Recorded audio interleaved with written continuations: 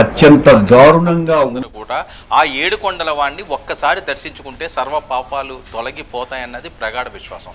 అలాంటి అత్యున్నతమైన దేవాలయంలో జరిగిన ఘటన అసలు జరిగిందా లేదా, ఇందులో అసలు ఎవరిదైనా పాపం ఉందా, లోపం ఉందా అన్నది ఒక క్లారిటీ రాకపోయినప్పటికీ కూడా పూర్తి స్థాయిలో ఇది దేశ విదేశాల్లో కూడా దీని మీద పెద్ద ఎత్తున ప్రచారం జరుగుతున్న నేపథ్యం. ఎందుకంటే మహాప్రసాదం తిరుపతి లడ్డూకి ఉన్నంత ప్రాధాన్యత ప్రపంచంలో చాలా తక్కువ ప్రసాదాలకి ఉంటుందనే చెప్పొచ్చు. తిరుపతి లడ్డు అంటే ఎంతో పవిత్రంగా భావిస్తుంటారు. రోజుకి కొన్ని లక్షల లడ్డూలని భక్తులకి ఇస్తుంటారు, అలాగే విక్రయం కూడా చేస్తుంటారు. అలాంటి లడ్డూ మీద నెయ్యి కాకుండా, ఆవు నెయ్యి కాకుండా వేరే రకమైన పదార్థాలు అందులో వాడారు, వేరే ఇంగ్రీడియంట్స్ అందులో ఉన్నాయని చెప్పి మాట్లాడడం అన్నది చాలా సాహసోపేతమైన వ్యాఖ్యగానే మనం పేర్కొనదు. సో ఈ నేపథ్యంలో ఎవరేం చేశారో, ఎప్పుడేం జరిగింది అన్నది పక్కన పెడితే, ఇప్పుడు ముడిపడిన అంశం భక్తుల మనోభావాలతోటి.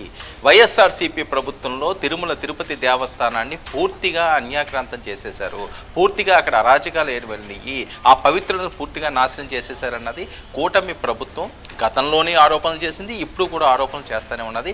ఆ రకంగానే వారు మాట్లాడుతున్న నేపథ్యం. ఇలాంటి పరిస్థితుల్లో ఆవు నెయ్యి అనే అంశం అన్నది ఇప్పుడు పెద్ద ఎత్తున కలకలం లేపుతుంది. అది కూడా మహాప్రసాదంలో వాడకూడనివి వాడారు అందులో అన్నది ఇప్పుడు వస్తున్న చర్చ. సో ఈ చర్చలో నేపథ్యంలో గతంలో ఎవరైతే ఉన్నారో బోపన కరుణాకర్ రావు అనియండి, లేకపోతే వైవి సుబ్బారెడ్డి గారు అవనియండి, వీళ్ళ మీద ప్రధానంగా వస్తున్న ఆరోపణలు. ఈ ఆరోపణలు ఎందుకంటే వాళ్ళ హయాంలోనూ ఈ రకంగానే అపవిత్రం జరిగింది తిరుపతి దేవస్థానానికి.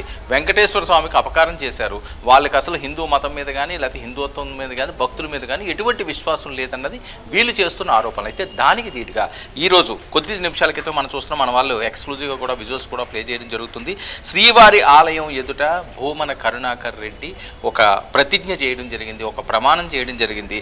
తప్పు చేసి ఉంటే, నా హయాంలో ఏదైనా తప్పు జరిగి ఉంటే, ఆ స్వామికి నా వల్ల అపచారం జరిగినట్లు ఉంటే, లేకపోతే నేను ఆ పదవిలో ఉన్నంతకాలం కూడా స్వామికి ఎటువంటి అపచారం కలిగినా సరే నా కుటుంబం సర్వనాశనం అయిపోతుంది అని చెప్పి ఆయన హారతి పట్టుకుంటే ప్రమాణం చేయడం. ఇది ఏంటంటే చాలా రేరుగా జరిగే అంశాలన్నీ కూడా. తిరుపతి దేవస్థానంలో ఏదైనా హారతులు ఇవ్వాలన్నా, లేకపోతే మొక్కులు మొక్కుకోవాలన్నా, ఏవైనా ప్రమాణాలు చేసుకోవాలన్నా, లేకపోతే ఆ స్వామిని కోరుకుంటే ఏవైనా కోరికలు తీరడానికి మాత్రమే ఇలాంటివి మాట్లాడుతుంటారు. కానీ ఈరోజు నేనేమీ తప్పు చేయలేదు అని నిరూపించుకునే ప్రయత్నంలో భాగంగా బోమన కరుణాకర్ రెడ్డి ఆయన చేసిన ఆ వ్యాఖ్యలు, ఆయన చేసిన ప్రమాణం పెద్ద ఎత్తున ఇప్పుడు దేశవ్యాప్తంగా వైరల్ అవుతుంది. అంతేకాకుండా ఆయన ప్రమాణం చేస్తుండగా పోలీసులు ఆయన్ని తీసుకెళ్లిన సంఘటన మీద కూడా వైసీపీ శ్రేణులు మండిపడుతున్నాయి. కావాలనే మా మీద బురద జల్లారు, కావాలనే మమ్మల్ని ఇబ్బందులు పెడుతున్నారు, హిందూ మతం లేకపోతే హిందుత్వం లేకపోతే హిందూ దేవాలయం ఇలాంటి అంశాల మీద వైఎస్ఆర్సీపీని ఇబ్బంది పెట్టే విధంగా ఇష్టం వచ్చినట్లుగా మాట్లాడుతున్నారు, తప్పుడు ప్రచారాలు చేస్తున్నారు, ఇది తగదు అని చెప్పి ప్రధానంగా వైసీపీ నేతలు మాట్లాడే అంశం. ఏదైనప్పటికీ కూడా నీటితో నిప్పితో పంచభూతాల సాక్షిగా ప్రమాణం చేస్తున్నా అని చెప్పి భూమన చాలా ఆవేదనతో, ఉద్వేదంతో ఆయన చేసిన ఈరోజు ప్రమాణం మనం చూడొచ్చు అక్కడ విజువల్ రూపంలో.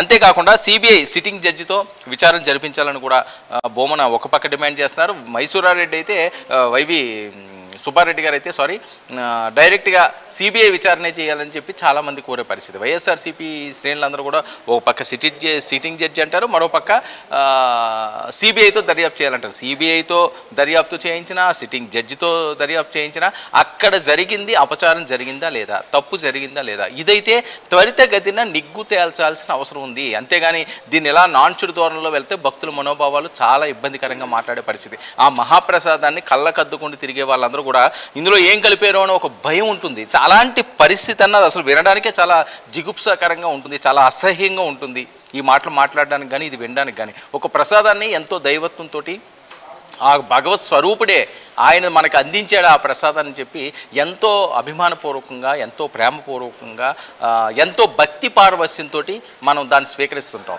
కానీ అలాంటి ప్రసాదాన్ని ఈరోజు దేంతో తయారు చేశారు, ఇందులో ఫిష్ ఆయిల్ కలిసిందా, లేకపోతే పంది ఆయిల్ కలిసిందా, లేకపోతే వేరే ఆయిల్ కలిసిందా అని చెప్పి మనం మాట్లాడుకునే పరిస్థితి ఉంటుందంటే ఇది ఎంత దారుణమైన పరిస్థితికి వెళ్తుంది. అంటే రాజకీయాలు ఇందులో ఉంటే మాత్రం చెప్తున్నాను, నిజంగా తప్పు జరిగిందనుకోండి, ఎవరు శిక్ష అన్నది ఖచ్చితంగా వాళ్ళకి శిక్ష చేసి తప్పదు, తప్పు చేసిన వాడికి శిక్ష తప్పదు. ఆ రకంగా ముందుకు సాగాల్సిన అవసరం ఉంది. అదేమీ కాకుండా ఈ రకం ఏదో ప్రచారం కోసమో, లేకపోతే వాళ్ళని ఇబ్బంది పెట్టాలని వీళ్ళని ఇబ్బంది పెట్టాలని వాళ్ళు అని చెప్పి కోట్లాది మంది భక్తుల మనోభావాలను కానీ దెబ్బ కొట్టే విధంగా దీన్ని ఇంకా ముందుకు సాగిస్తే పరిస్థితులు వేరే రకంగా ఉంటుంది. ఇందులో ఎటువంటి అనుమానం లేదు.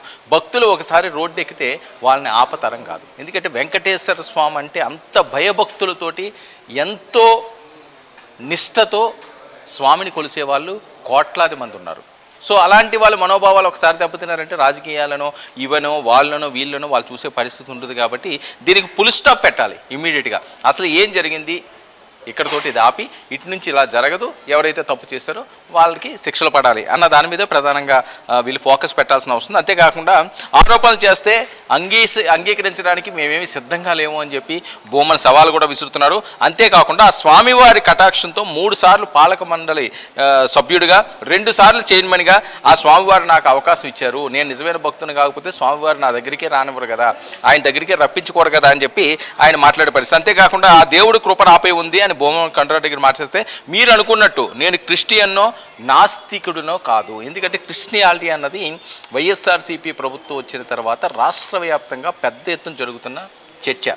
ఇది నిజం అబద్ధం అనే అంశాలన్నీ కూడా కాసేపు పక్కన పెడదాం. అందులోకి వెళ్ళాలనే ఉద్దేశం కూడా మనకు అనవసరం.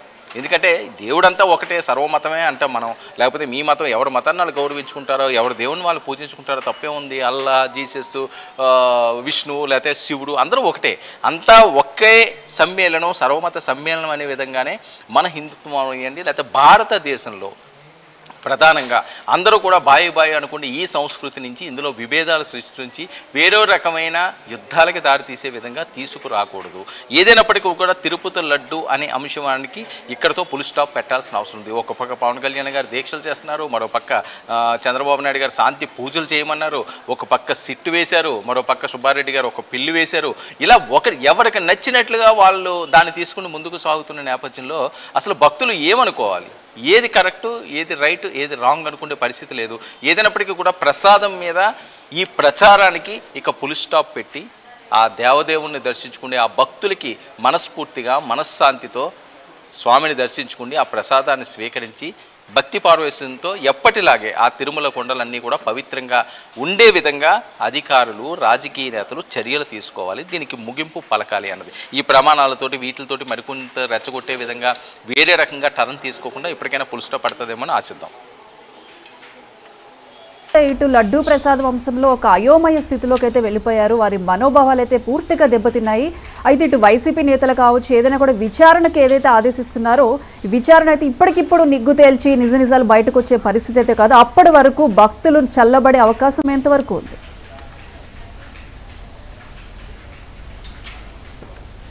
వర్మ, అయితే భక్తులు ఇప్పటికే ఒక అయోమయ స్థితిలోకి వెళ్ళిపోయారు. అయితే ఈ విచారణ, సిబిఐ విచారణ కావచ్చు ఏదైనా కూడా నిజాలు బయటకు రావడానికైతే కొంత సమయం అయితే పడుతుంది. ఈలోపు భక్తుల మనోభావాలు ఇప్పటికే దెబ్బతిన్నాయి. వారు చల్లబడ్డే అవకాశాలు ఎంతవరకు ఉన్నాయంటారు? అంటే ప్రధానంగా ఇక్కడ వచ్చిన అంశం ఏంటంటే ఎప్పుడైతే ఇది వేరే రకమైన టర్న్స్ తీసుకుంటున్నదో చంద్రబాబు నాయుడు గారు దీనికి ఫుల్ స్టాప్ పెట్టాలనే యోచనతోటే నిన్న ఆయన మాట్లాడడం జరిగింది. ఆయన చెప్పింది ఏంటి, జరిగింది ఏదన్నప్పటికీ కూడా అది కాలానుగుణంగా సిట్ అవనియండి, వేరే అంశాలు అవనియండి వాళ్ళు చూసుకుంటారు, ఇక జరగవలసిన దాని గురించి మనం చూడాలి. అందుకనే శాంతి ప్రక్షాళన చేసిన తర్వాత పూర్తి స్థాయిలో ఏదైతే అక్కడ అపచారం జరిగింది అనుకుంటున్నారో దానికి ఒక 3 గంటలు 4 గంటలు సమయం కేటాయించారు. 2-3 గంటలు అదంతా కూడా ఆ జరిగిన అపచారాన్ని అన్నింటినీ కూడా వేద పండితులతోటి అపచారం తొలగించే విధంగా వాళ్ళు ప్రత్యేక పూజలు నిర్వహించడం జరిగింది. ఇంకా అక్కడితో అది ఫుల్ స్టాప్ పెట్టింది. అంటే భక్తులు ఎవరో కూడా ఇంకా దీని మీద ప్రత్యేకంగా ఏదో జరిగిపోతుంది అన్న దాని మీద నుంచి దృష్టి మరల్చండి అని చెప్పి చంద్రబాబు నాయుడు గారు చెప్పకనే చెప్పారు. ఆ రకంగానే శాంతి పూజలు కూడా నిర్వహించడం జరిగింది. ఇంకెటువంటి ఇబ్బంది లేదు. అంటే గతంలో ఈ రకంగా జరిగింది, ఆ వచ్చిన నేను మేము వెనక్కి పంపించేమన్నారు కానీ వీళ్ళ హయాంలో ఇంకా కొనసాగుతుంది, అందులో ప్రసాదంలో ఇది మిళితమై ఉంది అని చెప్పి వీళ్ళెవరు కూడా చెప్పే పరిస్థితి లేదు. కాబట్టి ఇప్పటి నుంచి పూర్తి స్థాయిలో ఆ మహాప్రసాదానికి ఏవైతే ఇంగ్రీడియంట్స్ వాడుతున్నారో అది మాత్రమే స్వచ్ఛంగా తయారయ్యే విధంగా మేము పూర్తి చర్యలు తీసుకున్నాము అని చెప్పి ప్రభుత్వం చెప్తున్నది, అధికారులు కూడా చెప్పే పరిస్థితి. ఇంకొక విచిత్రమైన విషయం ఏంటంటే ఇక్కడ ఏదైతే తిరుపతి లడ్డూకి సంబంధించి ఈ ప్రచారం సాగిందో అప్పటి నుంచి ఇప్పటి వరకు చూసుకుంటే లడ్డు సేల్స్ విపరీతంగా పెరిగినాయి. ఇది చాలా ఆశ్చర్యకరమైన అంశం. ఒకవేళ ఇది ప్రసాదం, అమ్మో ఇందులో ఏదో కలిపిందంట, అది తింటే మనం పాపం వచ్చేస్తుందని భక్తులు ఎవరు కూడా దీని మీదకి వెళ్ళలేదు. ఇది రాజకీయ పరంగా వాళ్ళు ఆలోచించారో, వేరే రకంగా ఆలోచించారో, వాళ్ళు చాలా చాలా చాలా చాలా గొప్పగా ఆలోచించారని మనం చెప్పొచ్చు. ఎందుకంటే లడ్డూని ఎవరు కూడా తీసుకోవడం ఆపడం కానీ, లేకపోతే లడ్డూ సేల్స్ తగ్గడం కానీ లేదు. అత్యధికంగా లడ్డూలు ఈ మాసంలోనే అమ్ముడుపోయినాయట. ఆ రికార్డ్స్ చెప్తున్నాయి. ఇది చాలా గొప్ప విషయం. ఎందుకంటే భక్తులు దీనితో ముడిపడలేదు. ఆ వెంకటేశ్వర స్వామి దగ్గర అపచారం జరగదు అనుకుంటున్నారేమో వాళ్ళు. ఓకే, అపచారం జరిగినా జరగకపోయినా ఆ స్వామి ఆ ప్రాంతం నుంచి మనం తీసుకుంటున్నాం కాబట్టి ఎటువంటి అపచారాలైనా ఆ స్వామి చూసుకుంటాడు, మనకు ఆ ప్రసాదం మహాప్రసాదమే అనే ఆలోచనతోటే భక్తులు కూడా దాన్ని స్వీకరించడం జరుగుతుంది. ఇది చాలా గొప్ప విషయం. భక్తులు చాలా విజ్ఞతతో ముందుకు సాగుతున్నారు. అదేవిధంగా అధికారులు అవనియండి, రాజకీయ నాయకులు అవనియండి, ఈ వివాదానికి ఒక పులి స్టాప్ పెట్టి నేను ఏదైతే ఈ ప్రసాదంలో అనే ప్రచారాన్ని పక్కన పెట్టి ఆ ప్రసాదం ఏ రకంగా ఉండాలో, ఒక ప్రసాదమే కాదు చాలా అంశాలు తిరుమల తిరుపతి దేవస్థానాల్లో ప్రతిరోజు కూడా రగడగా మారుతున్న నేపథ్యం. దర్శనాల అంశం అవనియండి, వేరే అంశాలు అవనియండి, లేకపోతే మత ప్రచారాలు అవనియండి, రోజుకొక రచ్చ తిరుమల తిరుపతి దేవస్థానంలో సాగుతూనే ఉంటుంది. భగవంతుడి దగ్గర ఈ రకమైన చర్యలు ఉండకూడదు, ఈ రకమైన ప్రక్రియలు ఉండకూడదు. ఒక ప్రశాంతమైన వాతావరణంలో ఆ దేవదేవుని దర్శించుకుని ప్రశాంతంగా భక్తులందరూ కూడా తమ మొక్కులు చెల్లించుకుంటే ఆపత మొక్కులు వాడికి గౌరవభావంతో, భక్తిభావంతో గతంలో ఏవైతే ఆ పుణ్యక్షేత్రం ఉందో అదే విధంగా విరాజిల్లే విధంగా దానికి ఎక్కడ లోటుపాట్లు ఉన్నాయని దాన్ని అన్నిటి కూడా సెటరేట్ చేయండి, ఎవరో కాదంటలేదు. కానీ దాని వివాదాలు చేసి ఇంకా పెంచే విధంగా మాత్రం ఇకపై వెళ్ళకూడదు అన్నది ప్రధానంగా భక్తులు